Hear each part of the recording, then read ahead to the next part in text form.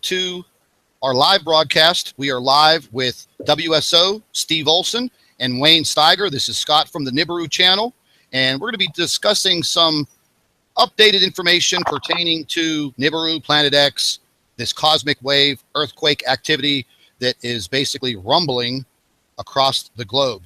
Wayne and Steve, how you doing, guys? Doing good, my friend. Doing great, man. So we had a couple of major earthquakes down there in Papua New Guinea. Magnitude 8.0, then they downgraded it to a 7.9. How nice of them. They do that a lot, don't they? Yeah, I've been seeing a lot of that lately. I've been seeing a lot of non-reporting.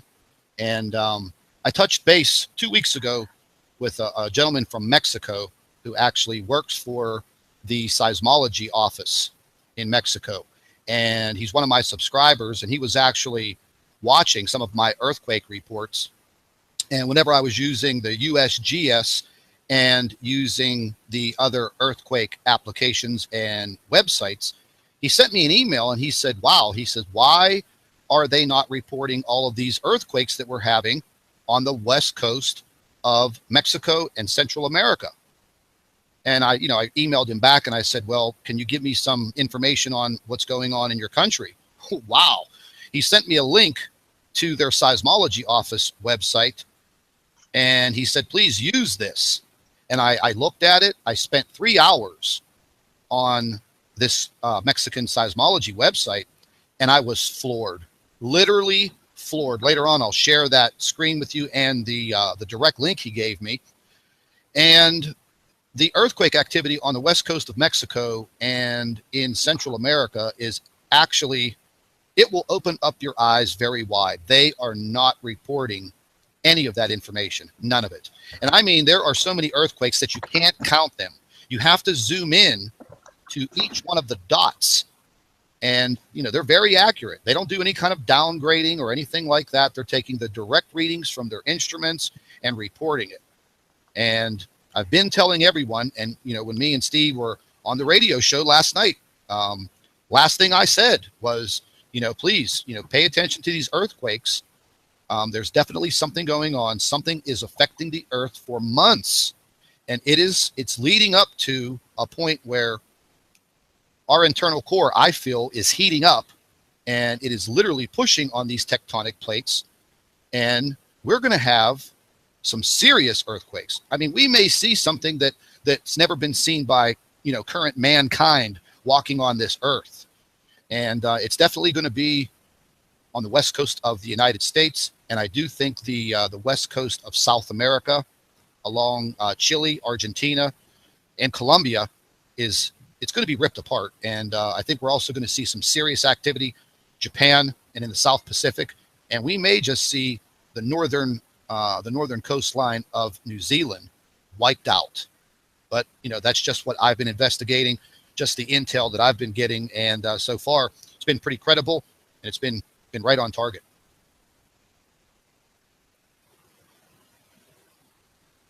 You guys still there? What I keep on seeing here is, it's this constant area right down there in that whole Samoa, Papua New Guinea, and then extending down into New Zealand. I keep on thinking to myself that eventually that zipper is going to unzip the west coast as well. I have a brother who lives in the Seattle area, and that particular area there, which they're not reporting on the news, is the complete valley in between Mount St. Helen and down that valley in there. They have had numerous earthquake swarms. So, and then the last one that was a sizable one, I believe, was right off the Oregon coast, if I'm not correct, gentlemen, about 40 miles out to the Pacific, in which we know there's volcanoes sitting underneath there. So, yeah, it's pretty odd.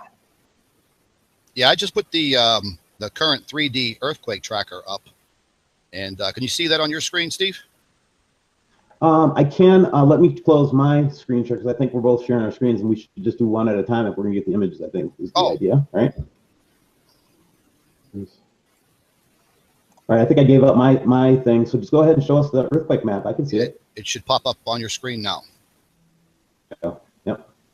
And, I mean, if you just, we'll just zero it out, and we'll just take a look real quick and can see it looks kind of quiet, but there was one 2.9, and that looks like what, Northern California. I could zoom in there and turn on the actual Earth. Turn on some of these. Yeah, Central California, you know, a 2.9, and something that you know, Wayne just touched on, and I started digging into a couple of days ago, was this earthquake activity that was swarming around Mount St. Helens, and I was kind of startled about, you know, about that, because it wasn't being reported.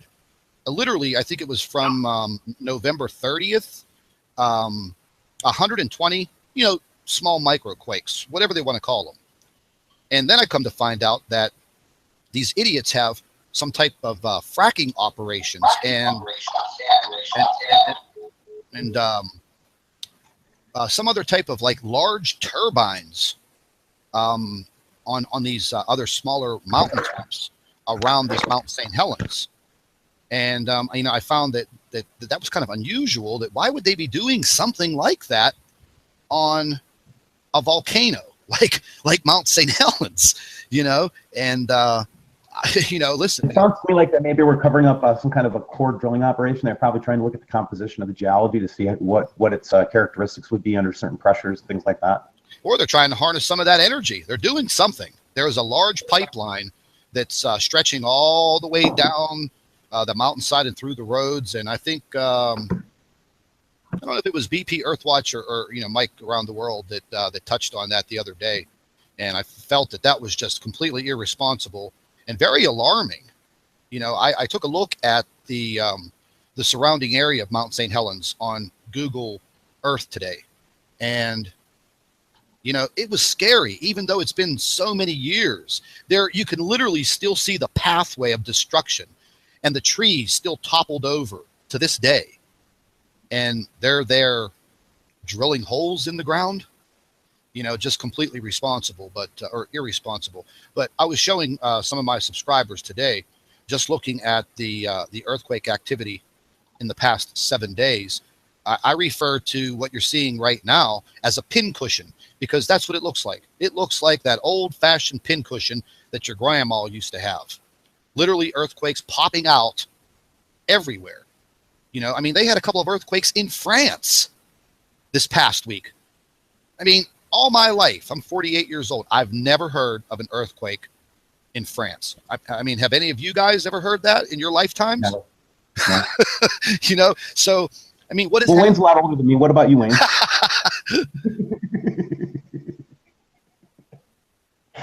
Oh, Lord. So anyway, guys, yeah, it is disconcerting. And one of the things that I'm a little bit worried about is how a lot of this is, it's like the dots are connecting together. And I'll show you what I mean by looking at the recent global map of wind and currents here. And Scott, see if you can see my screen if I can get this going here. Yeah, I just took mine down. Yeah, so here we go. I'll share this. Can you see my screen now? Yep. So as you were talking about, the Antarctic region is now starting to cool down from a couple days ago.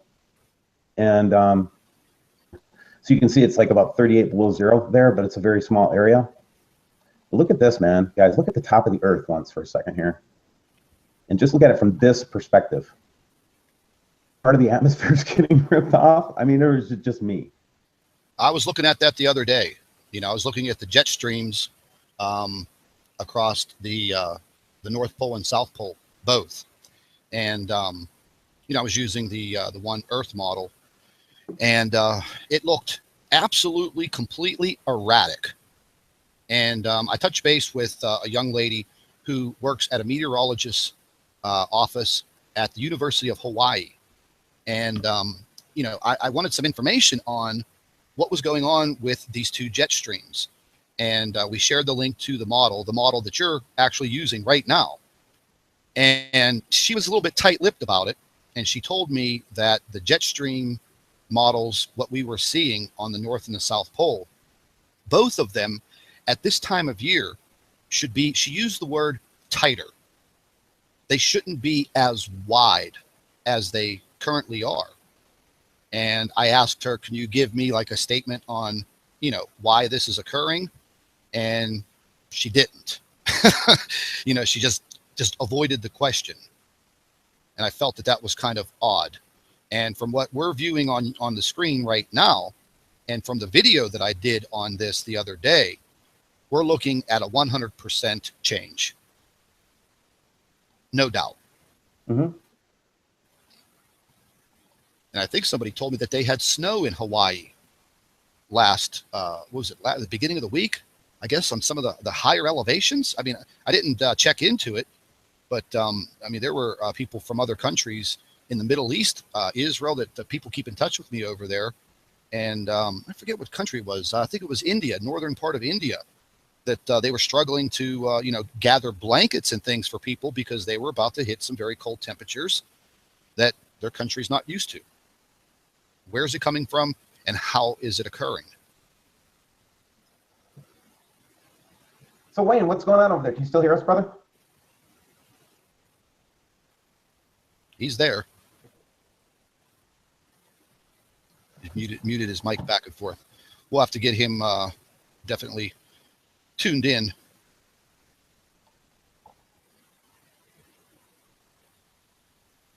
He said, I cannot hear you, but not on my mic. Could you speak once, Wayne, or because we're not hearing you on our...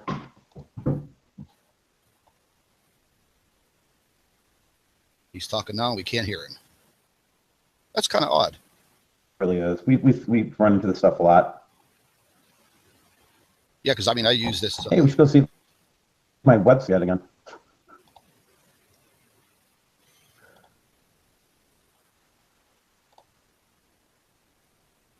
Hey, you know what I actually, you know, actually what I wanted to take a look at, I meant to do it earlier today, was this big, massive coronal hole that is literally starting to face the Earth. Do you have that accessible? You know, the one that the globe is like that purplish green, blue color? Mm-hmm. Because, you know, I mean, guaranteed, now I just got a report that the solar winds have slowed down to about half of the solar wind speeds have slowed down to about half of what they were several days ago. And we're literally, you know, the sun has its slow rotation, and it is literally rotating that massive coronal hole right towards the Earth. Yeah, I mean, just you take a look at that thing, and man, you just wow, that's huge. You know, and we're turning. It's like, see, it almost looks like you can see right into the sun itself.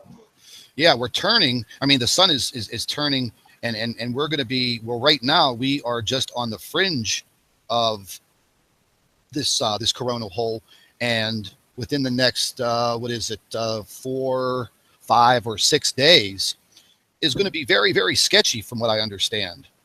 You know, we are only on the outside corner of this right now, and you can probably guarantee that that is what touched the earthquakes off, you know, in the Solomon Island region this morning. And if that touched off a magnitude 8, and we are only on the beginning outside corner of this coronal hole, my God, you know, I mean, God only knows what it's going to be like whenever we get right in the middle of it. Well, there's a way that we can look at, let's see those. I'm actually kind of worried for a lot of people, man, because, you know, these tectonic plates, I feel, you know, in my investigations and my little research here, that, you know, these tectonic plates, they have to be weakened. They're being shaken and rattled and cracked, and this pressure on them constantly over the, just over the past 90 days. You know, so let's take a look at this model here, and let me just share this. And if you don't have the site, Scott, you probably do. You probably have this. Yeah. But one of the things that's a really easy thing to understand is this is the difference of potential, and you can see that this is right now, and then it just goes 1 day, 2 day, 3 day, 4 day. I'm back, right? So this was 7 days ago when we had this huge difference of potential. And what that basically means, if you've ever had two magnets, and you put both the positive and the negative together, they strongly connect together. And then when it's weaker, that means that something on the outside is pulling on those and reducing their force. So you'll notice this is where we saw the earthquake, if I'm not mistaken, right, Scott, when it was on this low point? Exactly. So that is a really easy way to see how electromagnetics affect the tectonic plates of the Earth. Now, I think there's another one where you can actually see where it actually connects. Let's see, where is that? There is. Do you remember that one? The one that actually shows the connection with the sun? Here we go. Yeah. Okay, that's not it. Although there's a lot of fun charts in there. Here we go. Earth magnetic connectivity. And here's a map where we're connected on the sun itself. You know who does a good job with this is Ben Davidson. Yeah, yeah. But, you know, I'm just a novice on this stuff. But I can show you that this is where the connectivity would be. And if you're really into this, you would want to be looking for connections between the Earth spots where it's connected and the earthquakes. And that would be real science right there. So anyway, that's what we're looking at there, guys. And this is the one, though. This is, again, I'll go back to the one that really makes a lot of sense to me. And it's this one, man. It's the, let me close this sucker. It's this one. When you watch this going up and down like this, that's the Earth being just like a, picture yourself pushing on two sides of a beef ball, right? Yeah, exactly. It's just like an egg going back and forth. And this is a really easy one for people to understand. I think it's really, you know, it's just the basic concept of magnets, of a magnet. Yeah, it's kind of scary too, you know. And like I said, I have a lot of friends out on the West Coast, man. You know, out in California, and you know, I've been warning them, and they're staying vigilant, and you know, they're paying close attention to, you know, what's going on. But well, that's a big misunderstanding with our community too. I think, Scott. And it's like all I'm saying is I'm watching these things. I'm not lying. I'm really looking at real scientific stuff, right? You is that I'm gonna go to the surface temperature. Where is my surface temperature? And what I'm trying to say is that you know, we're not trying to make the decision of what to do and what not to do, okay? But it's the kind of thing, like, you have to be prepared when you see these kind of variations in temperature and this polar vortex and very little wind speed and things like that on the surface in the North Pole and blah blah blah. You just keep going through these things. Things are stacking up to a point where you should have your emergency kits ready. You should have your water and your food. Very true. And have your plans ready. Who are you going to meet if you lose cell phone communications? Where are you going to be? Where are you going to meet your friends and family? Whatever, to link up. Things that you should be doing anyway because you live in an earthquake-prone area. Okay. I mean, everybody should be prepared for. You know, if you're going to live in California, you should be prepared. If you live in Florida, you should be prepared for hurricanes. You know. Yeah, I mean, yeah, I mean, I lived in Miami for 22 years. I lived directly on the beach. I lived in a high rise on the 33rd floor, facing the ocean. You know, and I had, I mean, I lived on the beach on the intercoastal. So, you know, there's a lot of people that were living in the area where I lived. And I went through, in 22 years down there, I went through, I think it was 13 major hurricanes, including Hurricane Andrew. And unfortunately, because of stupidity during Hurricane Andrew, I left the area at the worst possible time. And I literally got stuck on I-95 trying to head north to the Orlando area, which is 225 miles. And the highway system in South Florida is 6 lanes on each side of the highway, Interstate 95 going north and south. They opened up all 12 lanes going north. And you know what? Even with 12 lanes, I still sat in my car on the highway for 3.5 hours before I moved an inch. And 6 hours later, boom, the hurricane came in. Luckily for the city of Miami, you know, it took a jaunt, I think about 60 miles south, and, you know, wiped out the whole Homestead area, the Redlands, and, you know, it was very devastating. I mean, I wasn't able to move back into my condo for weeks. No electricity, no running water, no sewage. You know, so these things are very devastating, and you know, I mean, all you can do is you can put it out there, you know, and hopefully people will listen. And, you know, one thing I want to bring up while I'm talking about this, and I know that you've been hearing this too, is this big run on fake news. You know, they're trying to literally like terminate people like me, you, Alex Jones, other people that literally, you know, do news related broadcasts, videos, things of that nature. And it just, you know, it's come to my attention that, on your YouTube channel, if you subscribe to a YouTube channel now, YouTube has gone in and they have literally wiped out all of your notifications using the little bell icon to set your notifications up to your favorite channels. So now you literally have to go back to that channel, their YouTube channel, like mine or yours. You have to go over to the icon, the little bell icon. You have to click on it again, and you literally have to reset the notifications. BP Earthwatch, he just mentioned it in one of his broadcasts. I think it was either yesterday or today. I was watching an Alex Jones, because I love the guy. People don't like him, but I like him.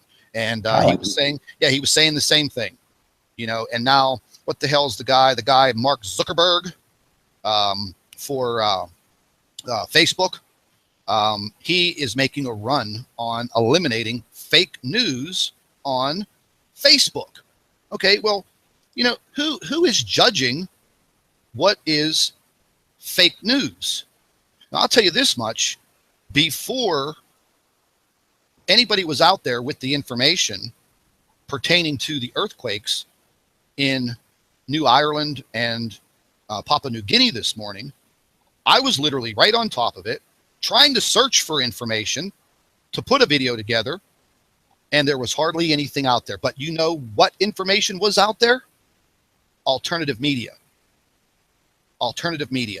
CNN didn't even have anything about it till 2.5 hours later.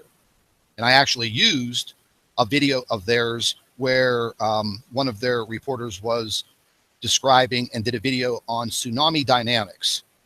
And I used it in my video. But did they have an actual report? No. I was getting actual video reports from people on the ground in Papua New Guinea with their cell phones and recording the information, uploading it to YouTube. And I think that's kind of, you know, that's kind of bad for YouTube to do that, you know, and not say anything to the creators of the channels, send them a memo, an email. But, you know, if you do something wrong, wow, that email gets to you real quick, doesn't it, Steve? It sure does. And I'm not admitting that I did anything wrong, because I didn't do anything wrong. Exactly. That's what's so bad. If I would have actually done a copyright strike, or if I would have really illegally used a Sechi image, okay, I'd be like, I'd admit it. I'd be just like, Scott, I really made a mistake. It sucks, you know? Yeah. But no, that's not what happened. What happened was I got ambushed by a troll, and somebody pretending to be the Naval, you know, Intelligence Observatory or whatever, you know, gave me 2 copyright strikes for using publicly available Sechi images off the Navy Sechi site. Well, I could side with you, my brother, because I got one too. And I like I said, I put together a complete legal response to YouTube. And, you know, I went ahead and I appealed it through their normal methods. But then I went a step further and I contacted the Office of Naval Research. I spoke to a gentleman, this guy Robert down there. His email was, you know, on the website. And just like he told me, hey, listen, our email addresses end in M as in Michael, I, L as in Larry, military. Okay, they don't end in gmail.com. Okay, because the email address that was attached to those copyright strikes said WSO-network-org. Okay, our Office of Naval Research. Oh, come on, man. You know, and then YouTube sits there and they accept that. Well, I know, right? I dropped the ball. Well, the question is, how can you not think that something's going on when that's the pattern, right? I mean, what are you supposed to do with that? And then you have to wait 10 to 14 days while they sift through the garbage, and then they see, oh, okay, we made a mistake. Yes, you did make a mistake. Your copyright strike platform is flawed. It is super flawed. It's dangerously flawed. And they need to do something about it. I don't think anybody anticipated that YouTube would become an alternative news channel. Yeah, it is.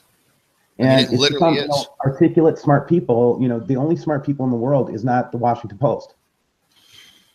Well, I just watched a report where, you know, NBC, Dateline NBC, falsified and faked a report. This goes all the way back, I think, to the 80s or the early 90s, where they were talking about the gas tanks erupting under crash conditions on these Chevy pickup trucks. And they did a simulation, and they fabricated the entire video where the truck was hit broadside. The truck exploded, but then they later on found out that NBC News put flares underneath the truck that were lit, and they used a different kind of gas cap, and they overfilled the tank. So they basically created the condition to create the explosion, just to create fake news. They built a bomb, and I remember that. Yeah, me too. I remember. I just watched it. It was on a report on Mark Dice. Where did this sudden trusting government come from, Scott? I don't remember Americans being this trusting of government in their history. You know, I was asking the same question this morning. You know, where did all of this run on fake news come from? Here's the deal. This is what I think. I think that they want to give you the news and the information that they want you to have, not what you want and what you deserve and what is correct. They just want to dumb you down. That's it. So fake news comes from CNN with their CGI and green screens, NBC, CBS. And if you really do want to get some in-depth news quickly, hey, yeah, you can catch it on YouTube. You can catch it on the internet. And, you know, I don't know. You know, I mean, I don't consider myself a news channel, but, I mean, we are talking about, you know, news-related issues with, you know, Nibiru and Planet X and what we're possibly going to be going through. I mean, I even had a dream about this last night. Woke up with my brain on fire over this fake news, and they're taking it to a whole new level, a level of attacks against alternative media. Well, no, and the thing I don't even like about the whole idea of fake news is, again, I go back to who's the judge. So do we have to be endorsed by the government to be a media outlet now? I thought we had a freedom of the press. Exactly. Exactly. Now that's in the report that Alex Jones did. That was his opening. He's like, you know, it's kind of like if they would have taken out. Here's how they would have shut down Gutenberg in the first press, right? Take away their ink. Yeah. Yeah, absolutely. And that's what they're doing to us. It's a different type of attack. It's not just coming out and just saying these are bad people. I mean, there is an element of that, but what they're trying to really do, and I'm trying not to feel any rage or anything about it, because this is kind of understandable behavior. If you see your empire starting to crumble, right, and you're starting to see all the facades that you have had up around this whole world system, it's pretty fragile right now. And I guess when you corner a rat, they always bite, right? Absolutely, man. They're going to attack. Right. And I think that's where we're at right now. If they're attacking us, that just means that they're weak. Exactly. And they're losing control. And I think that's one of the main factors, is the control factor. Before, they had complete dominant control over the news media. You only got your news from a few sources. Now, because of the age of the internet and YouTube and cell phones and just the complete access to anything and everything, I could witness a car accident on the highway, and I could literally get out of my vehicle, film the aftermath, and get it to a news station, or upload it to YouTube, or upload it to Facebook, or tweet to the world. You know, I mean, okay, now that should be considered freedom of speech in this country, but it seems that we are following the path of like China right now, that literally, you know, you don't watch the news in China. I mean, you do, but you watch one news station, and that's it. Well, and don't think for a minute that the Chinese people, the people of China, are not stupid, man. I mean, come on, dude. Oh, They know what's real and what's not real. So, you know, they know hopefully they know not to question the authority. But here I'm looking at this, basically looking at the force of energy, radio energy and polarity, IMF. You know, this is like the magnetic lines of force and all that kind of stuff all on this one map. But the part I want you to notice is, why is it getting so intense outside of the sun's? Like, usually it starts with the sun and then it goes out, right? What would make something come in like that? Yeah, I see that. You know what I mean? Usually it's like the sun ejects something and then it basically follows it around in a sheath like this, right? This seems like just an unbelievable amount of force here.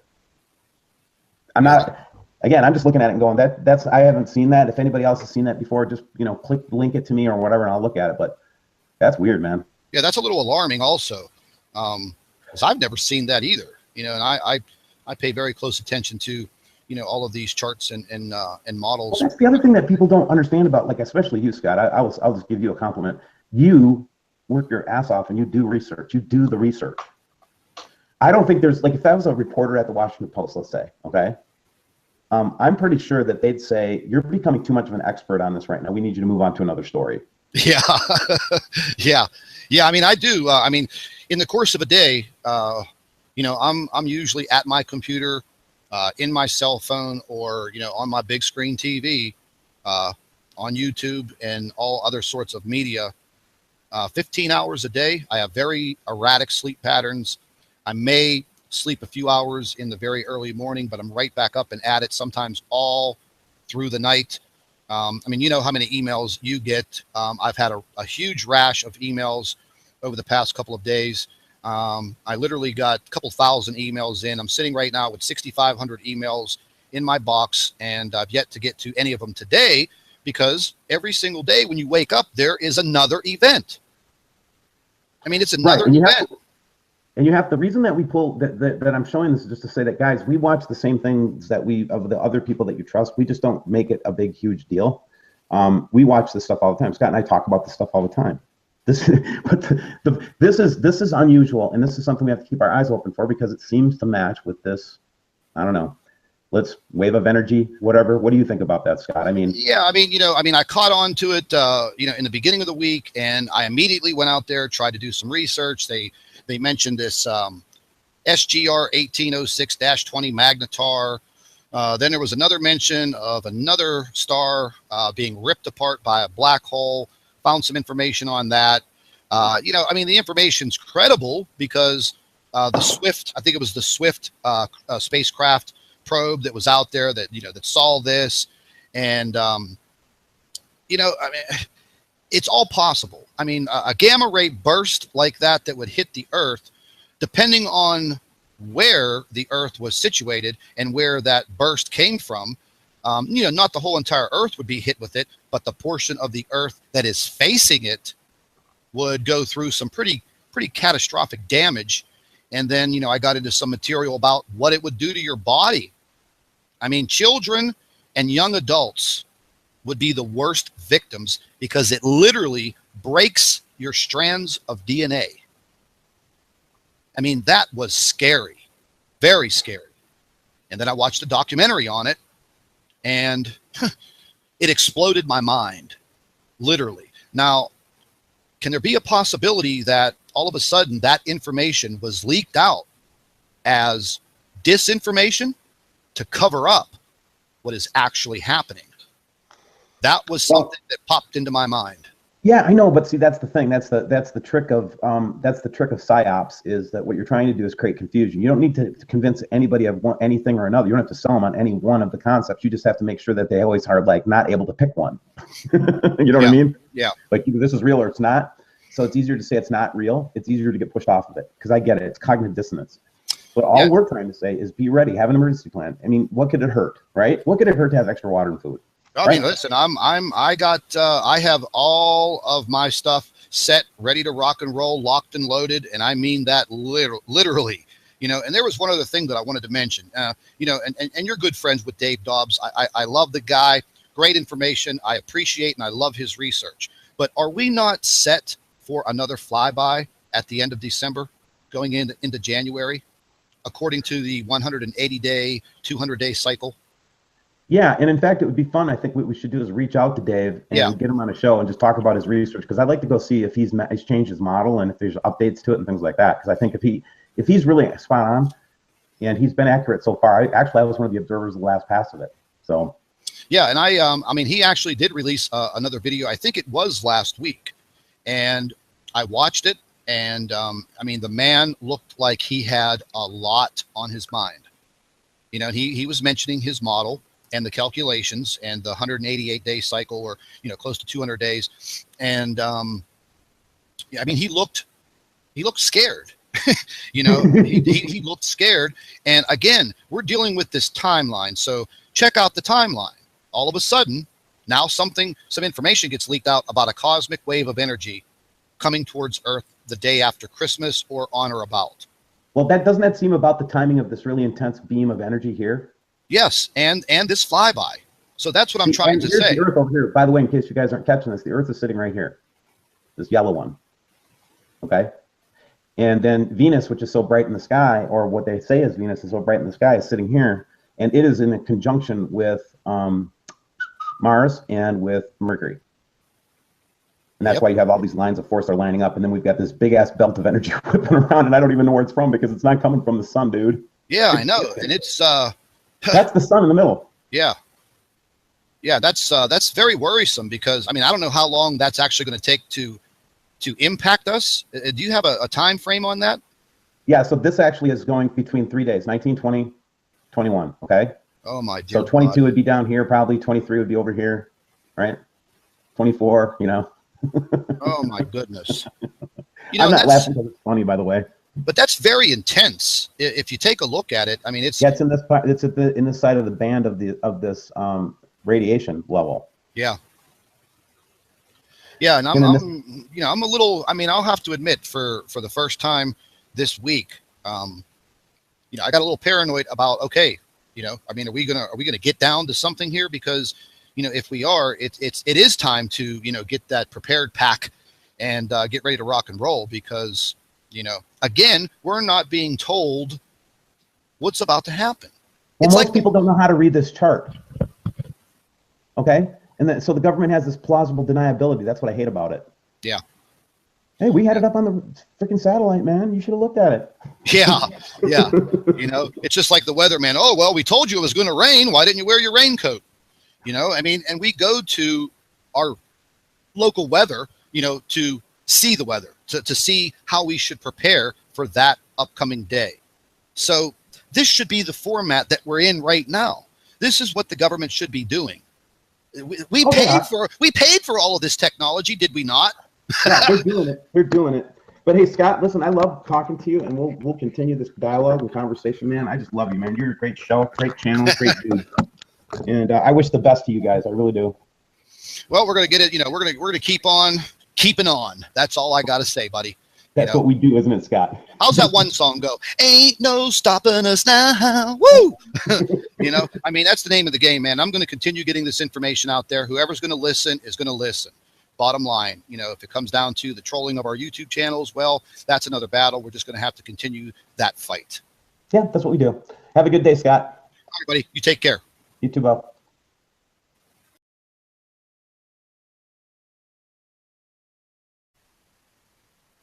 Hello, everybody. Welcome to our live broadcast. We are live with WSO, Steve Olson, and Wayne Steiger. This is Scott from the Nibiru channel, and we're going to be discussing some updated information pertaining to Nibiru, Planet X, this cosmic wave earthquake activity that is basically rumbling across the globe.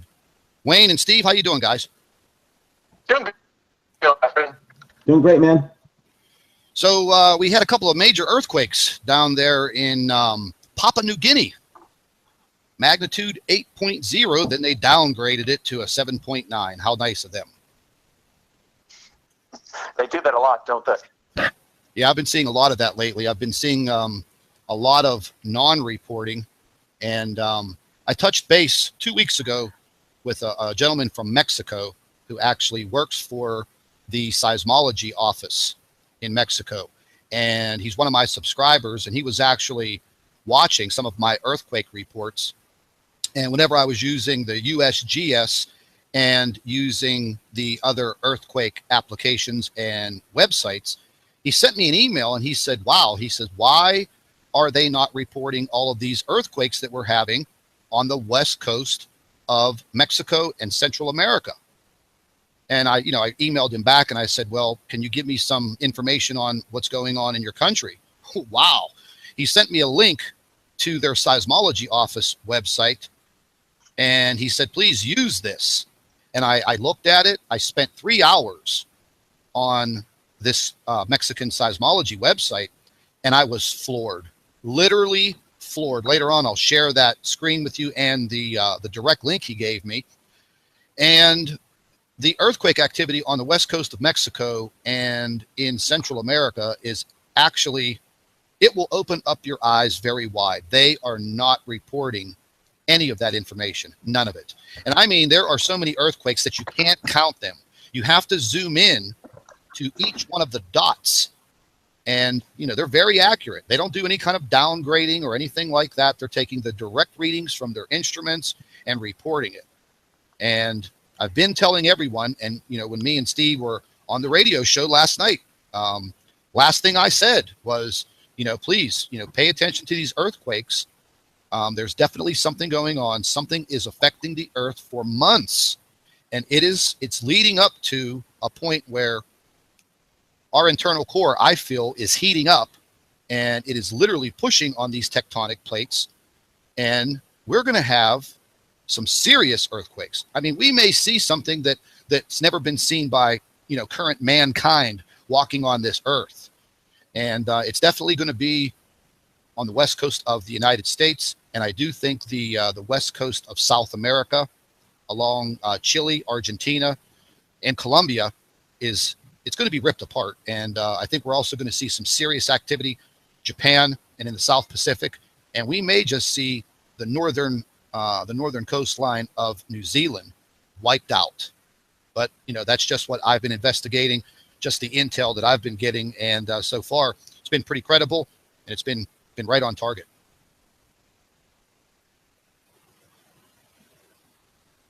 You guys still there? What I keep on seeing here is, you know, it's this constant area right down there in that whole Samoa, Papua New Guinea, and then extending down into New Zealand. You know, I keep on thinking to myself that eventually that zipper is going to unzip the West Coast as well.